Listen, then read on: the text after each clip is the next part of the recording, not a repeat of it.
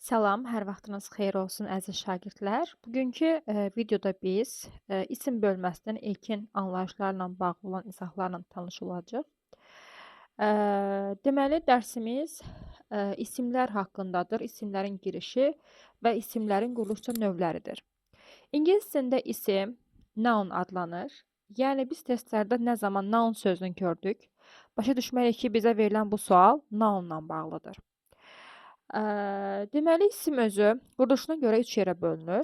Simple noun, derivative noun, compound noun. Simple sözü ya s-sı hərfinə yadda saxlaya bilərək ki, sadə isim deməkdir. Derivative d düzəltmə deməkdir. Compound isə mürəkkəb deməkdir. Testlərdə bu bölmənin sualları olaraq bizlərə yəni testin şərti olaraq sadə isimlərin seçilməsi, düzəltmə isimləri və mürəkkəb isimlərin seçilməsi veriləcəkdir. İlkin öncə biz ingilis dilində həmin şərtin Azərbaycan dilinə olan mənasını bildikdən sonra, yəni testi tam dərk etdikdən sonra rahat bir şəkildə işləyə bilərik. Deməli uşaqlar, derivativ özü necə düzəlir? Ümumiyyətlə sadə isim haqqında çox danışmayacağam, çünki sadə isim Azərbaycan dilində olduğu kimi ingilis dilində eynidir. Yəni bir kökdən ibarət olur, orada heç bir söz düzəldici, yəni leksi şəkilçi iştirak etmir.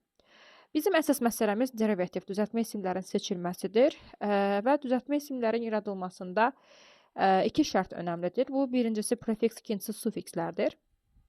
Deməli, biz düzəltmə isimləri prefiks və sufikslər vasitəsilə formalaşdıra bilərik. Birinci olaraq prefikslər, yəni isim düzəldən prefikslər, isim düzəldən deyərkən, yəni ismin əvvəlinə artırılan prefikslər dis, mis, un və in şəkilçiləridir.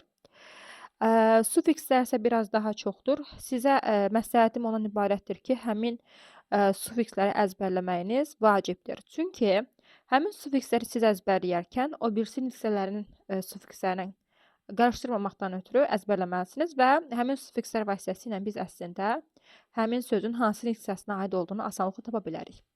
Çünki ola bilər ki, sizdə imtahanda isim bölməsindən sual verərkən soruşar ki, isimlər cərgəsini göstərin. Deməli, biz sufiksləri əzbərləməliyik. İsim düzəldən sufikslər ən məşhurları nes, şip, dom, th, ment, s, tion, sion, itıy, ing, an, yan, i olandır. Daha sonra daha çox testlərdə olan digər isə hood, or, are, why, and, age, or, ism, al, icısı şəkilçisi, ancı, ence, ere, c, t, ativə şəkilçilərdir ki, yəni bunlar sözlərin sonunu artırılarkən artıq tələffüz qaydası da dəyişir. Yəni daha çox hood deyə oxuyuruq məsəl üçün. İ şəkli ola bilər. Ist, izm, ol, is davam edir. Yəni o sözün sonunu artırarkən artıq onun tələffüz forması da fərqli olacaqdır. Deməli uşaqlar, prefiks və sufikslər arasındakı fərqlər var. Prefiks özü sözün əvvəlinə pre, yəni ön şəkilçi, yəni sözün əvvəlinə artırılan şəkilçilərdir. Sufiks isə sözün sonuna artırılan şəkilçilərdir. Sufiks bir niksəsindən başqa bir yeni bir niksəsi yaratdığı halda, prefikslər isə sadəcə olaraq sözün mənasını dəyişir. Yəni, yeni leksik mənada yaradan sufikslərdir. Sözün mənasını dəyişənsə, qrammatik belə deyim, mənasını dəyişənsə prefikslərdir. Ona görə diqqətli olmaq lazımdır. Bir də ki, gördüyümüz hər, tutaq ki, sadaladığım bayaq sufikslər, yəni həmin o hissəciklərlə bitən söz, o demək deyil ki, o artıq orada düzəltmə hesab olunacaqdır. Yəni, həmin sufiksin şəkilçi olduğu, belə deyim, düzəltmə isim olaraq, sufiks olaraq iştirak etdiyini bildirmək üçün başa düşməliyik ki, yeni yaranan sözlə kök arasında məna bağlılığı əlaqə olmalıdır. Yəni, mən burada iki dənə ismi qeyd etmişəm. Development da isimdir, document sözü də isimdir. Ancaq development artıq burada inkişaf sözü düzəltmə isim hesab olunur. Çünki develop inkişaf etmək sözünü artırılan ment şəkilçisi inkişaf etmək sözündən inkişaf sözünü yaratdı. Yəni, feildən ismi yaratdıq. Ancaq document sözünün mentdən əvvəlki olan hissəciyinə baxası olsaq, orada daku sözü vardır uşaqlar. Daku burada artıq bir söz yoxdur ki, kök olsun və ona ment artırıb dokument, sənət sözü yaransın. Ona görə orada dokumentdəki menti görən uşaqlar düşünür ki, bu da artıq orada ment artıq sufiksdir. Xeyr. Həmin o sufiksin həqiqətən şəkilçi olması üçün siz kök və şəkilçiyə ayırmalısınız və kök şəkilçiyə ayırarkən o kökün tərcüməsi varsa, leksik məna daşıyırsa və ondan yeni bir söz yaranırsa, bu artıq düzəltmə hesab olunur. Demək olar ki, əsas bunlardır. Ancaq bundan sonra artıq tələbələr nəzəri hissəni öyrəndikdən sonra müəyyən çətinliklər yaşayırlar. Çünki ingilis dilində müəyyən deyirik ki, məsəl üçün, bu tutaq ki, bu ship sözü derivativ hesab olunur. Yəni varsa həmin söz düzəltmə isimdir. Ancaq bəzən bəzi sözlərdə biz ship sözünü görürük, artıq o düzəltmə deyil, mürəkkəb hesab olunur. Çünki ship təkcə olaraq, yəni təkcə sufiks deyil, eyni zamanda gəmi mənasını verən mürəkkəb isim də yarada bilər. Yəni mürəkkəb isimlər Azərbaycan dilində olduğu kimidir. Yəni iki müstəqil leks məna daşıyan və iki sözün birləşməsindən yaranır. İngilis dilində bu ayrı da yazıla bilər, defisdən də yazıla bilər, bitişik də yazıla bilər. Deməli, harda ship gəmi mənasını verirsə, artıq orada mürəkkəb isim hesab olunur. Yerinizdə olsam, bəzi uşaqlar var ki, çox çətinlik çəkir. Məsələn, tapa bilmirlər. Çünki bəzən bu tərcümə ehtiyacı lazımdır buna. Ona görə spaceship, warship, steamship və battleship bu 4 söz ən məşhurlardır ki, yəni imtahana düşən suallardandır, sözlərdəndir ki, bu sözləri əzbərəsiz qalan hallarda şipi şəkilçi olaraq başa düşmək olar. Sonra sonu r ilə bitən müəyyən sözlər var ki, həm sadə isim ola bilər, həm düzəltmə isim ola bilər, həm də ki, sifətin müqayisə dərəcəsi ola bilər. Məsələn, son r ilə bitən sadə isimləri burada qeyd etmişəm. Sizə qalır bunları əzbərləmək. Nəyə görə sadə gedir? Çünki məsəl üçün, maddə sözündə oradakı r-i mən silsəm, motığı deyə bir kök yoxdur. Yəni olmur. Number sözündəki r-i silsəm, numb deyə bir söz yoxdur ki, o kökün üzərinə şəkilçi artıranda yeni bir söz yaranırsa görə düzəltmə hesab olunur. Bir də ki, testlərdə qarşımıza çıxır ki, məsələn, addə sözü var. Orada uşaqlar eri görən kimi düşünür ki, bu isimdirmi görəsən. Ümumiyyətlə, bu isim deyil, bu əvəzlikdir. Neither, neither əvəzlikdir və never heç vaxt sözü də sərf hesab olunur. Yəni, diqqətli olarsınız testlərdə. Sonu r-lə bitən o söz o zaman isim olar ki, daha çox belə deyim ki, feillərin sonuna artırılır və peşə və sənət düzəldən sözlər yaradır. Bu zaman demək olar ki, biz ona isim deyə bilərik. Bir də ki, əgər sifətin sonuna mən r artıramsa, artıq bu sifətin müqayisə dərəcəsini yaradır deməkdir. Sonra məşhur bir sufikslərdən biri də odur ki, ing, yəni qarışdırıla bilən sufikslərdəndir. ING-nin funksiyaları çoxdur. O həm isim düzəldə bilər, həm sifət düzəldə bilər, həm daim edici zamanın tərkibində formalaşmasına kömək edir, feillərin sonunu artıraraq və yaxud da ki, sadə isimlər formasında qarşımıza çıxa bilir. Yəni, həmin ING-nin sifət və ya isim olmasını bilmək demək olar ki, bizə tərcümə ehtiyatına əsaslanır.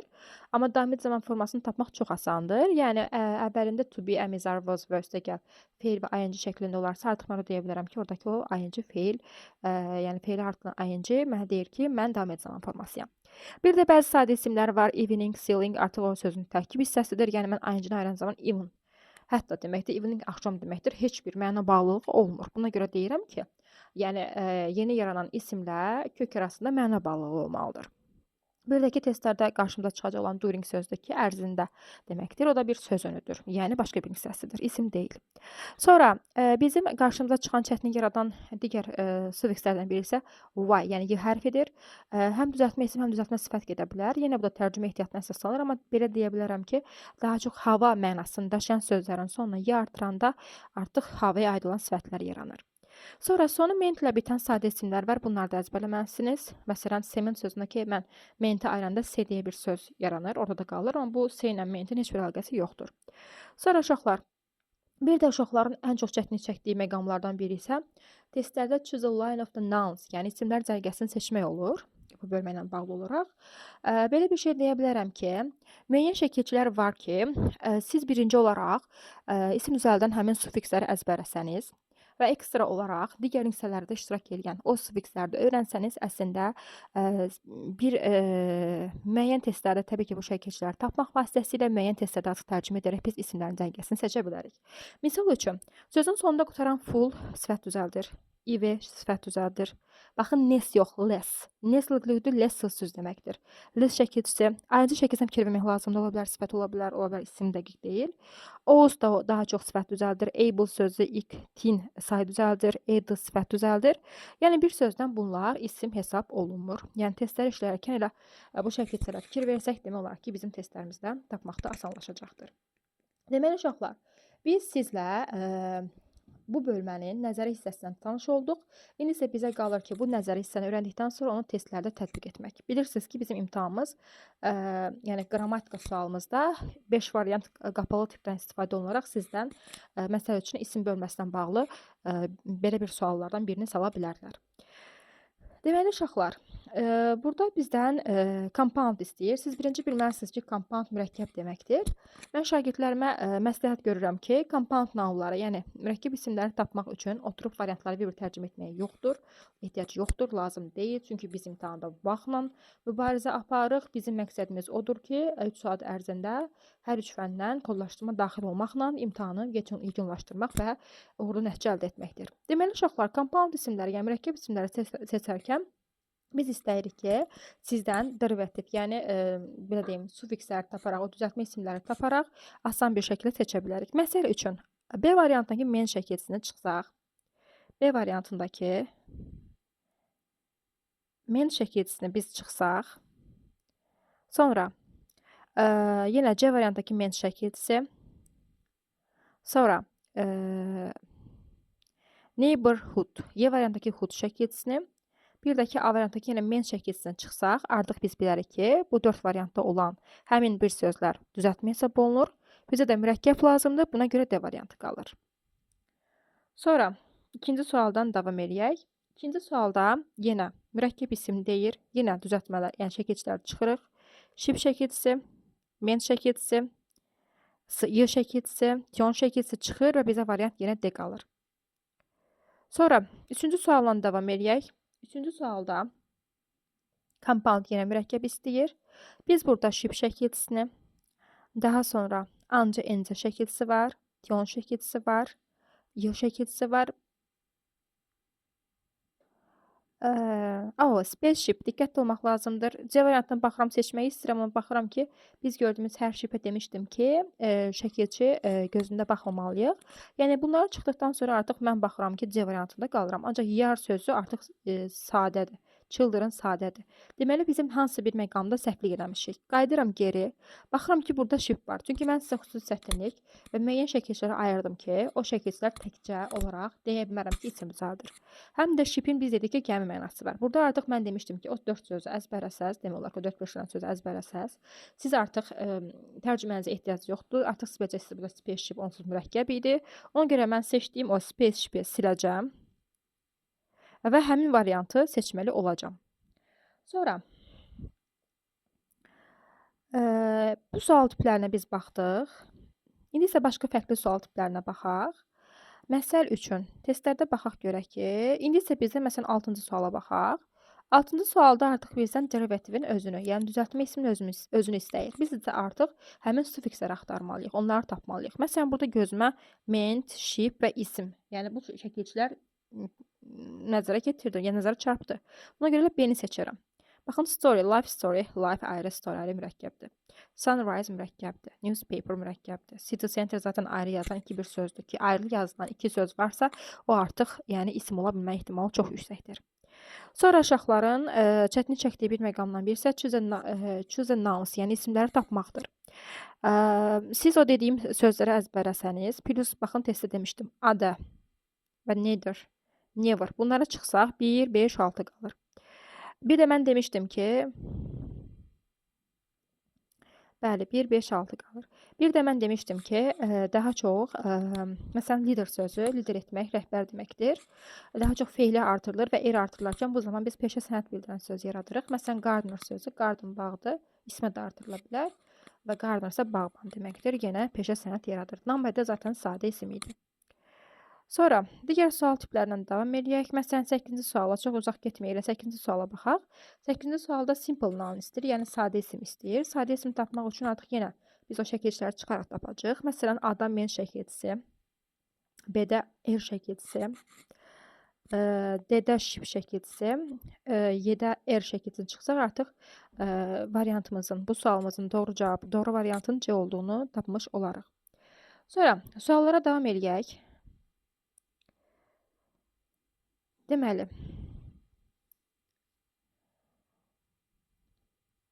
aha, 12-ci sual diqqətimi çəkdi. 12-ci suala baxaq. 12-ci sualda uşaqlar.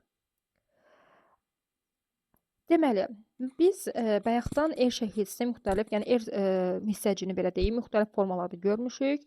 Mən demişəm ki, ola bilər sifəti artırlar, sifətin müqayisə dərəcəsini yaradar, ola bilər ki, feilə ya ismi artırlar, peşə sənət bildirən söz tapar, ola bilər ki, elə sözün sonluğunda olar. Burada artıq yenə isim istəyir bizdən. Baxın, bigger. Bigger artıq orada sifətdir, böyük deməkdir. Deməli, sifəti artırıbsa bu dərəcə yaradıb. Getdi. Sink mahnı oxumaqdır. Artıq burada artıq olacaq isim, müğənni sözü peşə yaradıb. Large geniş deməkdir. Artıq orada sifətdir. Artırdı. Deməli, burada bu dərəcə yaradıbdır. Lead rəhbər bunu demişdik. 2 və 4 olacaq. Ona görə cavab A variantıdır.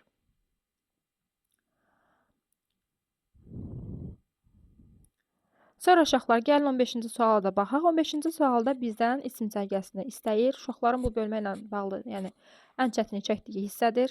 Mən dediyim kimi, həmin o şəkilçiləri sifət düzəldən və yaxud da ki, sifət, say, isim, feil fərqləndirsəz, tapa bilsəz onların fərqini, onlara çıxa-çıxa biz asan şəkildə tapa bilərik və bəzən də elə olur ki, son çarə olaraq tərcümə qalır. Və baxaq, burada məsələn al şəkilçisi sifəti getdi.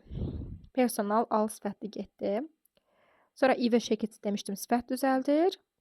Bu tərəfdə saxlayıram hələ ki, burada baxıram ki, ing var. ING-də həm sifət, həm isim düzəltmə ehtimalı çox yüksəkdir deyə am using sözünün artıq tərcüməsini bilməlisi əyləncəli deməkdir. Ona görə qalır bizdə nes şəkilçisi biz isim düzəldən bilirik, don bilirik, would bilirik deyə C variantını seçirik. Yenə deyirəm, əslində o şəkilçiləri bilmək bizə elə bu sualın cavabını tapmaqda köməklik edəcəkdir.